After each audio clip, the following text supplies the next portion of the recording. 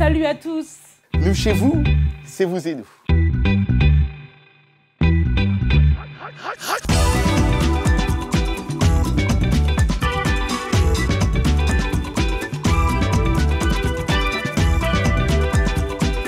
Bienvenue dans ce nouveau numéro de Vous et nous. Et comme vous le constatez, suite aux mesures barrières, nous sommes encore en dehors des studios de la VOA. Et dans cette émission, nous verrons comment le cinéma, les salles de cinéma sont mises à mal à cause de Covid-19 ici aux États-Unis. La pandémie de coronavirus a frappé de plein fouet le secteur des arts et de la culture dans le monde entier. Mais on verra dans cette édition de Vous et nous comment le Kenya a organisé son premier événement culturel et musical. Et au Kenya encore, nous verrons comment des habits s'offrent une seconde vie.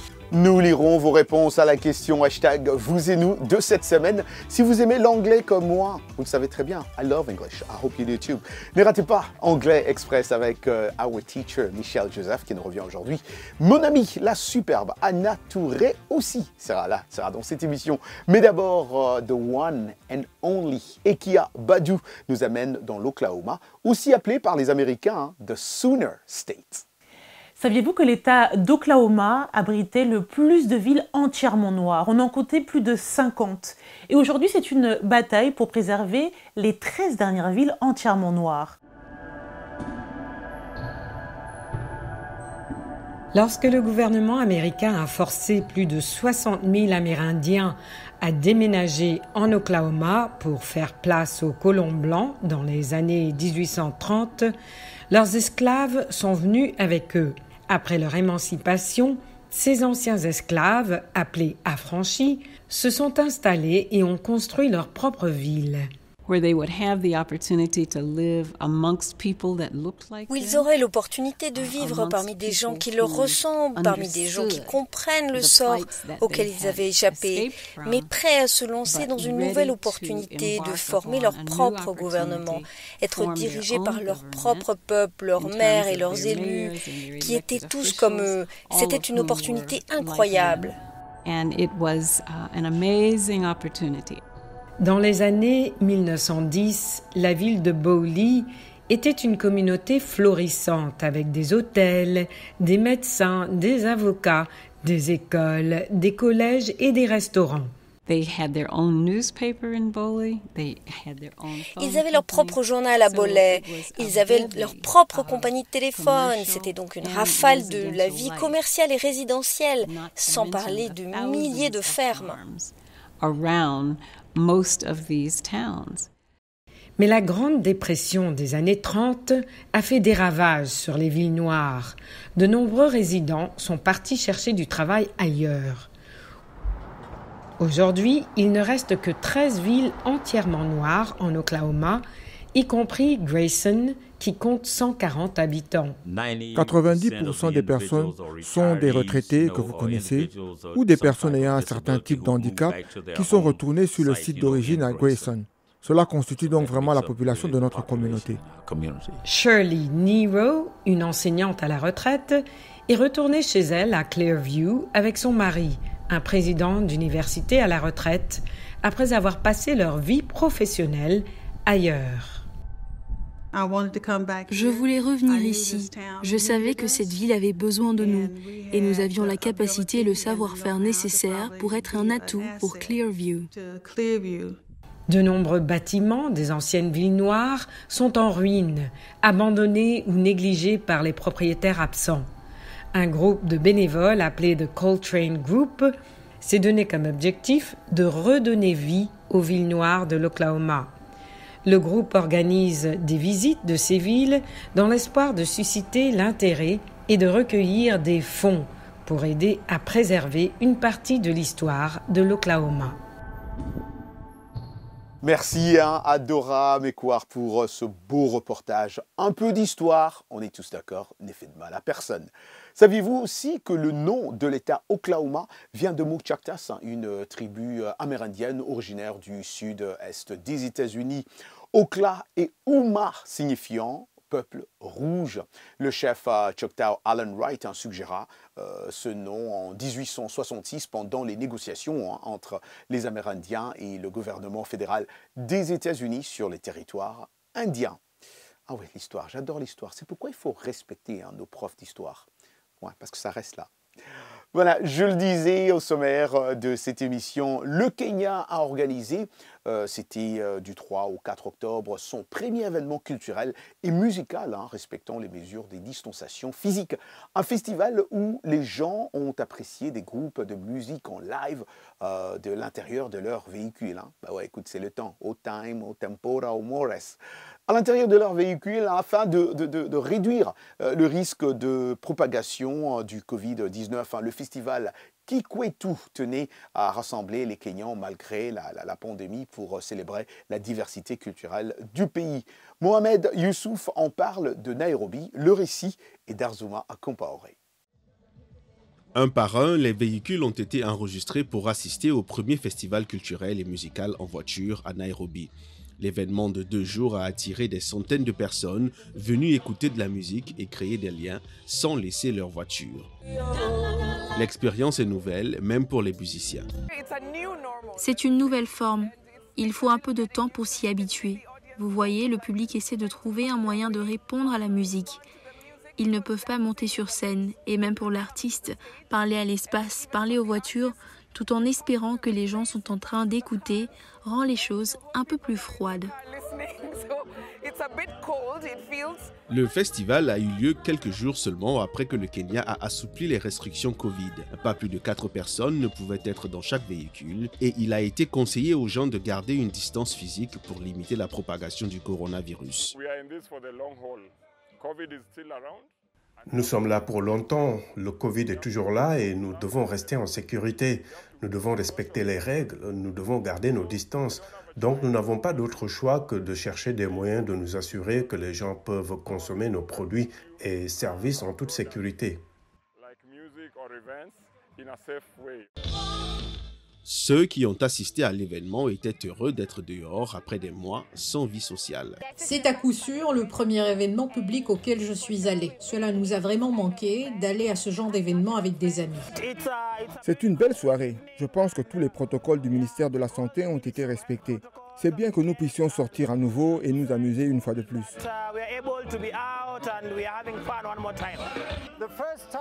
C'est la première fois depuis 7 mois qu'il y a un événement comme celui-ci. J'adore. Et il fait beau, le beau temps ne pourrait être meilleur. Excellente musique. Que voulez-vous de plus?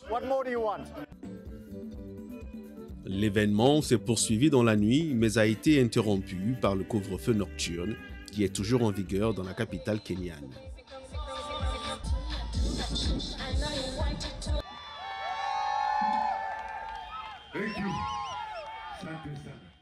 C'est une excellente initiative à saluer qui va peut-être inspirer d'autres promoteurs.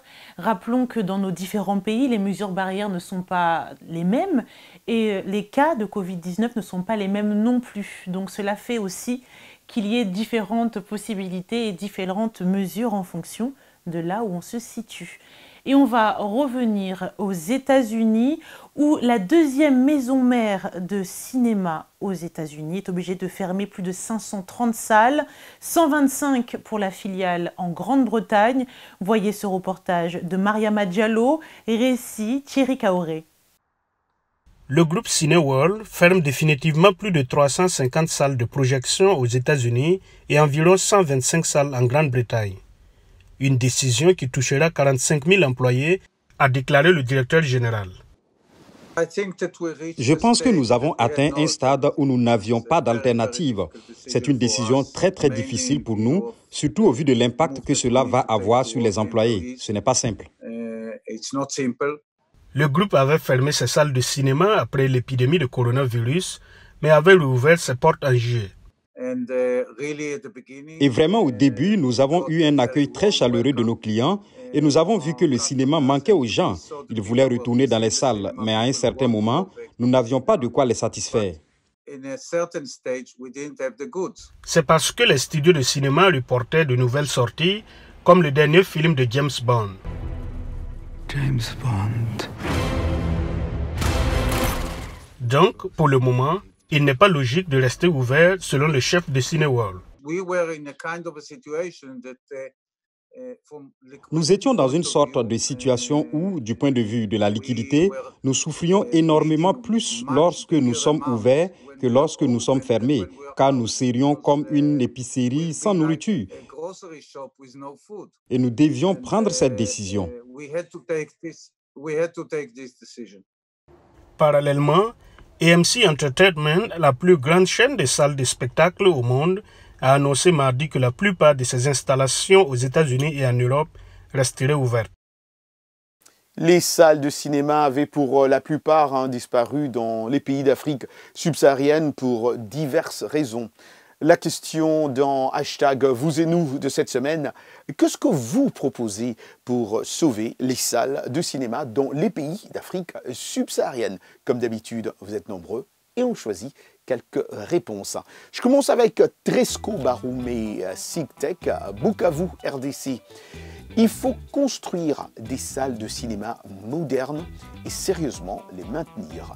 Au fil des ans, ces salles se sont transformées en marchés, salles de concert. Pourtant, jadis, elles étaient des lieux privilégiés de la rencontre amoureuse. Nous avons le commentaire de Cho Amissi à Lubumbashi en RDC, qu'on valorise les spectacles, le théâtre et cela à un prix abordable pour tout le monde. L'Afrique subsaharienne est pétrie de talents qu'on peut promouvoir en organisant des spectacles dans toutes les catégories de disciplines. Alphonse Mbouaki, Kinshasa, RDC. Si l'on veut revaloriser les salles de cinéma, il faut supprimer l'évolution du numérique, le digital offrant tout le spectacle de cinéma dans nos maisons et dans nos appareils de téléphone, dans les ordinateurs et autres visio-appareils. Et puis nous avons également le commentaire de Mahamad Dran qui est à N'Djamena au Tchad. Le Tchad, qui faisait partie du réseau de la compagnie marocaine de cinématographie commerciale, communément appelée COAM-CISO, n'a jamais atteint les 10 salles de cinéma depuis 1960, l'année de l'indépendance. Ces 10 salles sont transformées en hangars ou garages auto. Que le département de la culture puisse investir dans ce domaine, car cette ambiance d'aller au cinéma nous manque. Merci pour tous vos commentaires et n'allez nulle part ailleurs. On se retrouve dans quelques instants, juste après une courte page de pub.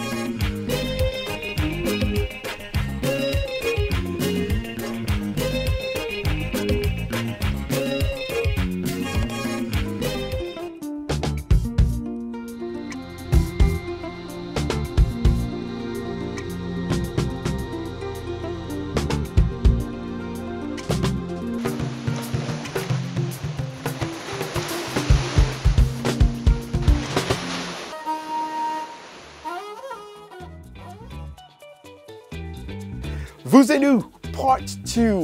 Voilà, vous avez tout compris. C'est comme d'habitude le temps pour nous d'apprendre l'anglais avec notre professeur, our teacher, Michel Joseph. C'est dans Anglais Express. Bienvenue à l'Anglais Express. Comment reconnaît-on les pronoms réfléchis en anglais? C'est-à-dire quand le sujet, la personne et l'objet dans une phrase est la même personne. Au singulier, le pronom réfléchi se termine par self, S-E-L-F, et au pluriel par selves, S-E-L-V-E-S. Donc self au singulier, selves au pluriel. Allons-y avec les détails. Pronom réfléchi au singulier, myself, moi-même. Yourself, toi-même. Herself, elle-même ou lui-même. Himself, herself, elle-même. Himself, lui-même. Itself, lui-même. Ourselves, nous-mêmes. Yourselves, vous-même. Themselves, eux-mêmes ou elles-mêmes. Et dans une phrase, vous entendrez le plus souvent me, te, ce, nous et vous en lieu et place de moi-même, toi-même. Par exemple, I make myself coffee. Je me prépare du café. Sous-entendu pour moi-même. Did you wash yourself this morning? Sous-entendu toi-même. T'es-tu lavé ce matin toi-même? He gave himself a bonus. Il s'est donné une prime. Sous-entendu à lui-même. She put a coat on herself. Elle s'est revêtue d'un manteau. This TV set can turn itself on. Ce téléviseur peut s'allumer tout seul. Et voilà pour l'Anglais Express. Merci Michel. Vous pouvez retrouver, comme vous le savez sans doute, toutes nos leçons sur notre site www.voaafrique.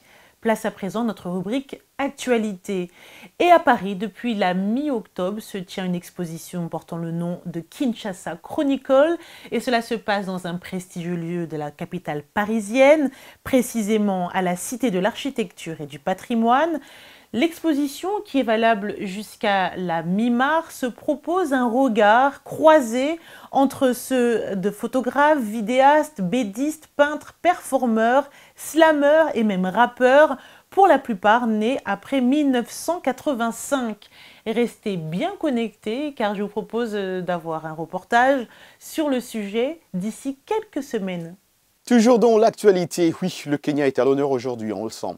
Le Kenyan Peter Murimi, auteur d'un nouveau documentaire sur des difficultés d'un couple gay à se faire accepter dans son pays, espère que l'industrie locale du cinéma pourra jouer son rôle dans la promotion de droits des LGBTQ, comme l'a fait Hollywood dans I Am Samuel, projeté au Festival du film de Londres ce week-end. Murimi aborde à son tour la question de l'homosexualité face au conservatisme religieux et culturel en Afrique subsaharienne. Pour lui, apporter plus de gays à l'écran sur le continent, tout comme les mobilisations pour décriminaliser l'homosexualité, peut faire bouger les lignes. Plusieurs fois primé, Murimi, 42 ans, qui n'hésite pas à aborder des problèmes de société complexe, n'est pas sûr d'obtenir l'autorisation des diffusions pour I Am Samuel dans son pays. Il le projette actuellement à l'étranger, mais pense que le Kenya devient plus tolérant, même si les protagonistes de son documentaire ont dû déménager pour des raisons de sécurité. Et place à présent à un segment que vous aimez tous et que vous attendez sûrement, place à Tendance.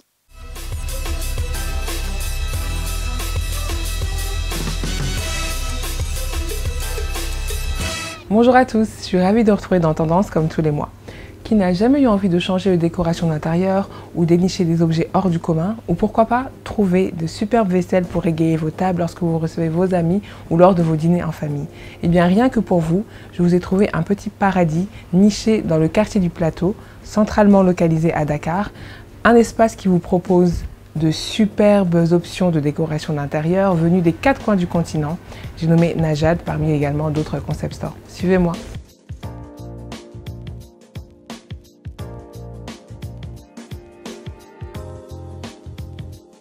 En cette période de pandémie, on est tous amenés à rester un peu plus souvent à la maison, à passer plus de temps chez soi. D'où l'importance de bien s'y sentir. Pourquoi pas donc changer de déco régulièrement et de dénicher des objets qui vont égayer vos espaces et vous faire sentir encore mieux chez vous. Alors comme je vous le disais, ce petit trésor caché au sein enfin pas caché mais situé au sein du quartier du Plateau à Dakar, regorge de plein d'objets de décoration venus des 4 coins du continent africain. Vous allez avoir par exemple des objets de décoration venus tout droit du Burkina Faso, des œuvres d'art, des tableaux d'un artiste togolais et aussi ces objets de déco en fer forgé tout droit du Sénégal. C'est mon coup de cœur, ces pintades que vous pouvez positionner pourquoi pas dans la cuisine ou au salon ou au niveau de l'entrée en fonction de la déco que vous avez chez vous. Alors tout à l'heure, je vous suggérais de la nouvelle vaisselle pour égayer vos tables et avoir sa petite touche d'originalité. Pourquoi pas opter pour des vaisselles flashy avec de la peinture sur verre pour justement apporter cette petite touche.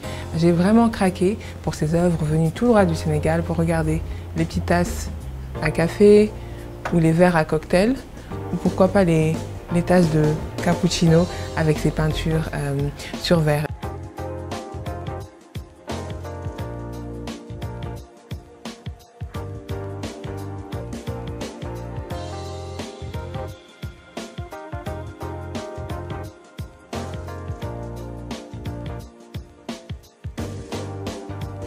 Donc voilà pour les coups de cœur de ce mois en termes de déco d'intérieur, des objets aussi originaux les uns que les autres venus de 4 coins du continent et vraiment la vaisselle qui va égayer vos tables, faire impressionner vos invités de par les couleurs et l'originalité justement des dessins faits sur les assiettes, que ce soit les tasses de cappuccino ou de café court.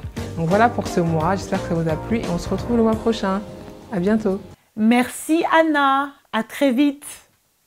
Nous vous en parlions en titre, en tout début d'émission, à Nairobi, au Kenya, des habits s'offrent une seconde vie. Et vous allez voir comment à travers ce reportage. La friperie a subi de plein fouet les effets de la pandémie du Covid-19. Dans ce marché de Nairobi, au Kenya, les fripiers ont noté une chute drastique de leurs ventes. Avant l'arrivée du coronavirus, j'arrivais à vendre au moins 50 pantalons par jour. Mais avec le coronavirus, même vendre un par jour est devenu difficile. Vous ouvrez le matin et fermez le soir sans un client. Les très mauvais chiffres d'affaires ont obligé certains gérants à se débarrasser ou laisser partir certains de leur personnel. Avant, nous avions 5 employés ici, 3 sont partis, donc nous nous retrouvons avec 2. Le chauffeur et un vendeur. Si en Afrique on vend moins, en Europe et aux États-Unis, les exportateurs en pâtissent. Par exemple, les responsables de la compagnie Green World Recycling, basée à Stourbridge en Grande-Bretagne, expliquent que le prix facturé aux revendeurs est passé de 726 à 500 $ la tonne. Dans le même temps, les revendeurs qui demandaient habituellement un délai de 15 jours pour le paiement sollicitent désormais entre 45 et 60 jours. Ce qui crée les tensions de trésorerie et les stocks s'accumulent. Nous continuons, mais nous n'avons pas pu vendre de vêtements pendant le confinement. Le marché d'occasion en Europe et dans le reste du monde s'est effondré. Il a donc fallu fermer, stocker. Nous avons 4 entrepôts au Royaume-Uni. Les entrepôts sont remplis de stocks non vendus pendant cette période. Exportateurs et revendeurs espèrent que la réouverture des frontières et le déconfinement favoriseront la reprise dans le secteur. Mais il faudra sans aucun doute du temps pour revenir au niveau des 4 milliards de dollars de vêtements usagés exportés en moyenne chaque année dans le monde, comme ce fut le cas au cours des 5 dernières années selon les données commerciales de l'ONU. Et voilà, on va finir un peu en musique. La star de la musique congolaise, Ferregola, vient de lancer son nouveau titre, Regarde-moi. J'adore cette chanson, qui fera partie de son prochain album intitulé Harmonie. Comme l'artiste, Ferregola n'a cessé de le dire plusieurs fois dans les médias qu'il allait faire découvrir à ses fans partout dans le monde une autre dimension de sa musique. Ah ça, il a réussi, parce que c'est du pur opéra que nous offre Jésus des nuances. Suivant.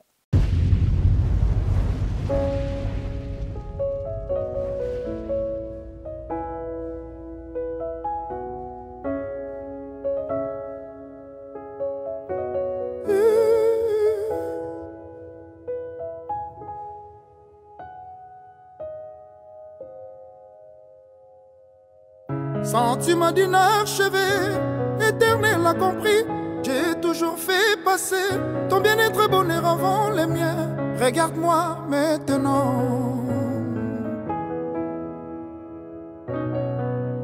À ma âme sœur, nous nous sommes liés. Son innocence m'a redonné la légèreté. De mon adolescence passée, Wana ya Marie, Manakini Baebi. Et je me suis peu à peu épris d'un ange qui ne venait pas des cieux. Car je l'ai laissé se blottir contre moi. Je l'aurais protégé contre vents et marées. Sans me douter qu'elle glissait entre mes doigts. Rien n'est simple en amour. Changer ma tête, ni nyango boyo. A préféré aussi la nao.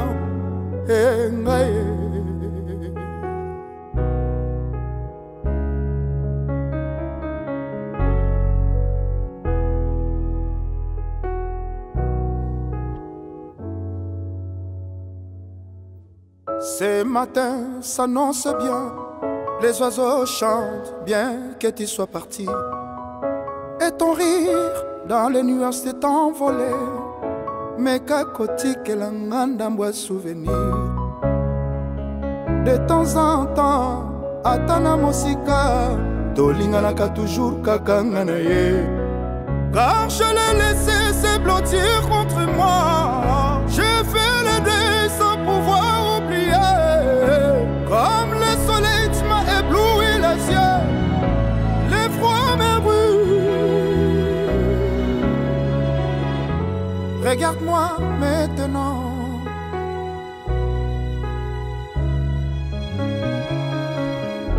Regarde-moi, regarde-moi maintenant.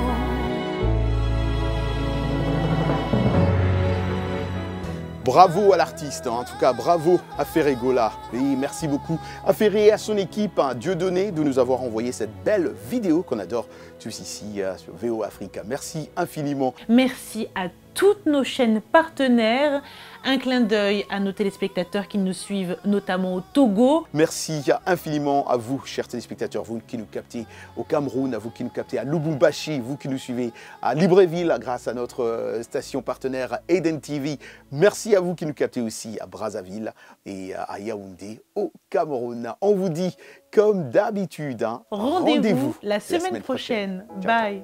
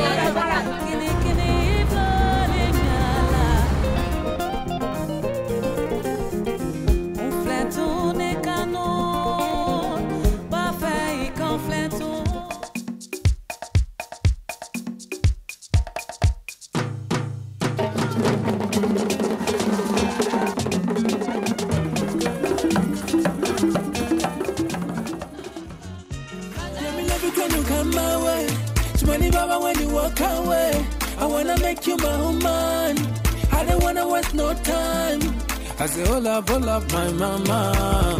You know I'm wanting you. I say, hola, my mama.